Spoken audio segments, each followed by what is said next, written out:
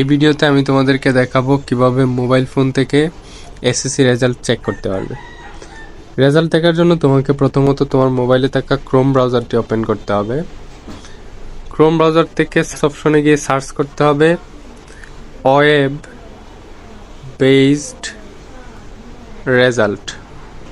দেন search করে দিলে প্রথম যে ওয়েবসাইটটি আসবে ওয়েব বেসড রেজাল্ট, এইখান থেকে প্রথমে নেম অফ এক্সামিনেশন, ওই যে বক্সগুলো আসছে ওইখান থেকে নেম অফ এক্সামিনেশনে এখানে ক্লিক করলে এসএসসি দাখিল বা ইকুইভ্যালেন্ট এটাতে সিলেক্ট করে দিতে হবে। Then year of examination 2025, name of board, তোমার যেই বোর্ড সেই বোর্ডের নাম দিয়ে দিবে। ধরো আমি দিলাম ময়মনসিংহ বোর্ড, তাহলে ময়মনসিংহ বোর্ড দিলাম। তারপরে টাইপ অফ রেজাল্ট এখান থেকে দিতে হবে ইন্ডিভিজুয়াল রেজাল্ট, ওই যে প্রথম যে অপশনটা আছে এটাতে ইন্ডিভিজুয়াল রেজাল্ট। তারপরে রোল নাম্বার, তোমার পরীক্ষার যে রোল নাম্বার আছে এডমিট কার্ডে ওইটা দিয়ে দিবা।